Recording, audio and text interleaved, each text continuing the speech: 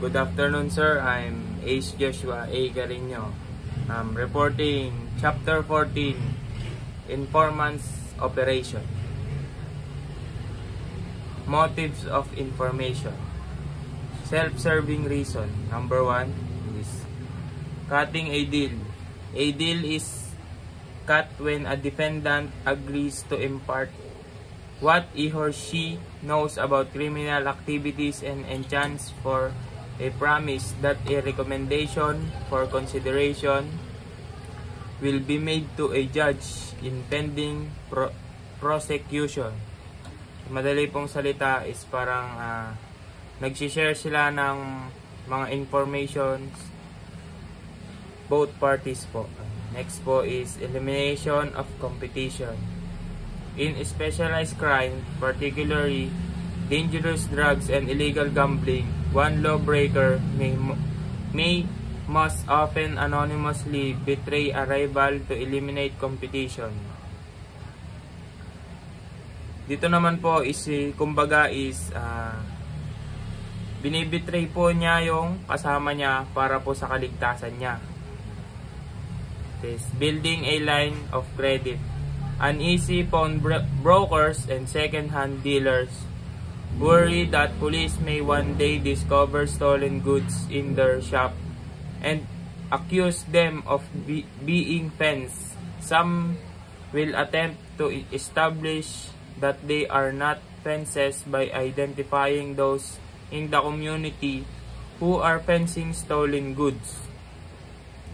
Next po is mercenary reason. The old saying among intelligence operation, when the money ceases to clutter and tongue stop, the clutter confirms that they will know, namely that offering a reward for information is of fundamental importance. Merchants and farmers have long resorted to a bounty system. They will pay to find those responsible for stealing their merchandise or rushing their cattle police organization. Budget ready monies to buy information. The national government is more lavish in the regard. Self-aggrandizement. Ordinary citizens as well as reformed criminals are motivated by vanity to provide information, believing it will favorable attention from authorities, employers, friends, and even the media. In important cases, may put them in the spotlight, making them instant celebrities. Next po is emotional reason.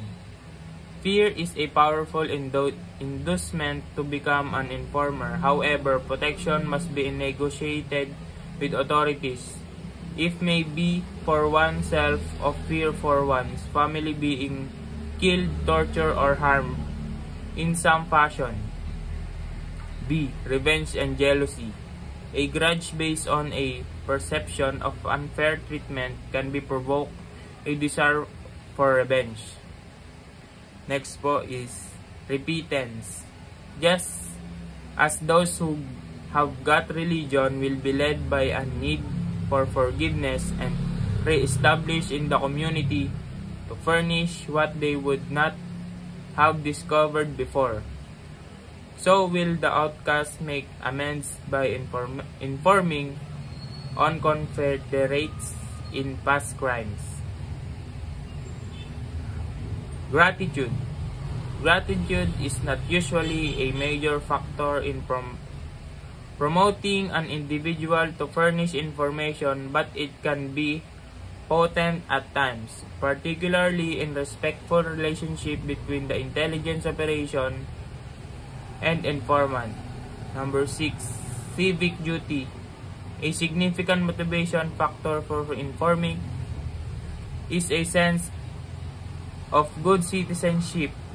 When an eyewitness tells the police of observation made while a crime was being committed or of suspicious behavior noted, the person carries out a civic duty.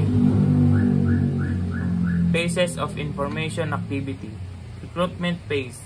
This begins with an individual with potential for coverage of a specific counterintelligence operation is cultivated and finally approached for recruitment.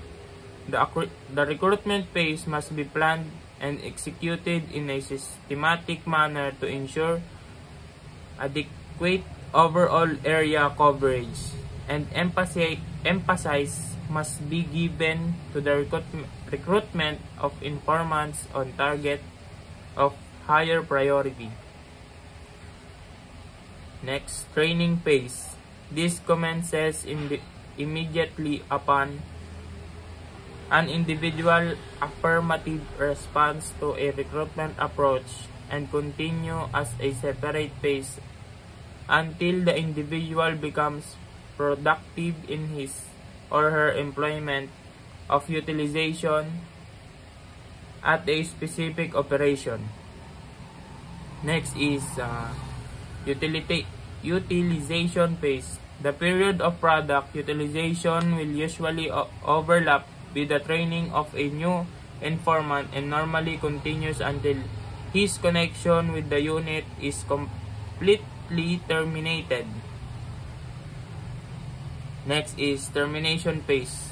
This includes the execution of plans which are initiated before recruitment for disposal of information who is either no longer of value or otherwise the recruited individual cannot anymore continue his or her status as informant.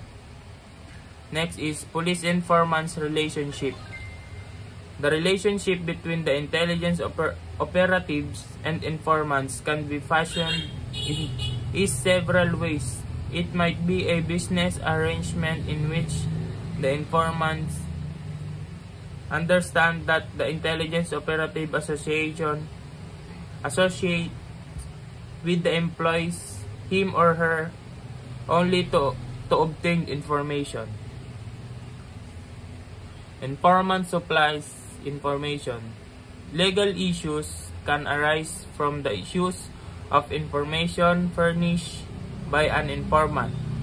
Two issues have been raised when evidence is seized or an arrest is made on the basis of information supplied by an informant.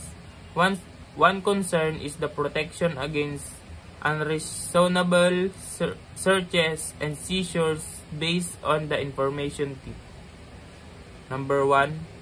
Probable cause. The objection rests on the property of using hearsay evidence to establish probable cause. A test was suggested to determine when information could be used to show probable cause. The test would require A. That the informant is reliable and that the informant's information is credible. Number 2. Preservation of confidentiality. Informants run a potential risk that will befall them or their family should their identities become known to the criminal association. More than one has borne witness to the old proverb, "Dead men tell no tales," is a truism in information or intelligence collection activities. Reminders in healing information. Meet the informants on neutral ground for the individual protection and to preserve anonymity. Be careful to keep appointments. Treat informants fairly. Make promises with every intentions of carrying them out. Make none that can be fulfilled legally. Treat the informant courteously. Never use offensive terms. Describing an informant as a confidential source or special employee is acceptable. The value of appealing to them, reason that motivate the informant should not be forgotten.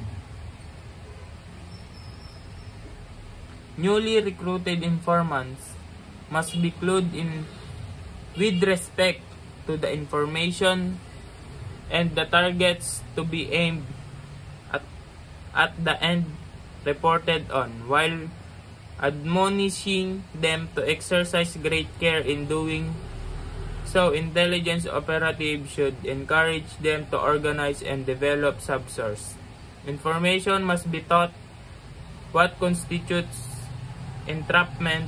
In dealing with any person, they must be avoid possibility or even appearance of entertainment. The importance of maintaining their cover must be stressed, otherwise they may compromise their own security or that one of the intelligence activities.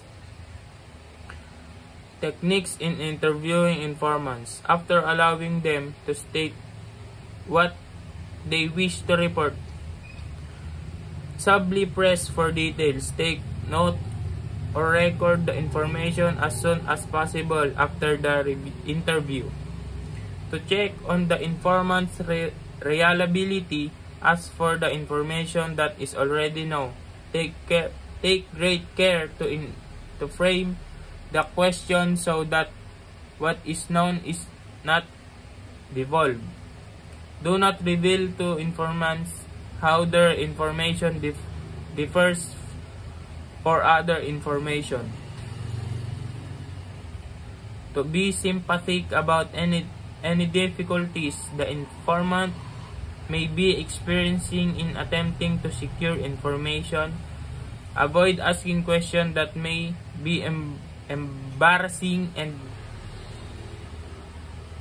that into the informant's private affairs. Maintain control of interview. Do not allow it to wander too far afield. Keep the focus on what is so. Potential problems and precaution. The early year of intelligence work involved a close relationship between criminal and police because many informants still come from the underworld. The potential for corruption exists. This is especially true today in the proactive enforcement of victimless crimes in which considerable money can be made. Tourism in informants operation. Intelligence operatives are not only as good as their informants. What is tourism in law enforcement circle during the first half of the 20th century? Informants' information ranged from a occasion hint to an almost complete case. As a result, extracting a confession after the perpetrator names is supplied by an informant is no longer tolerated or considered adequate. Yun lang po, and thank you po.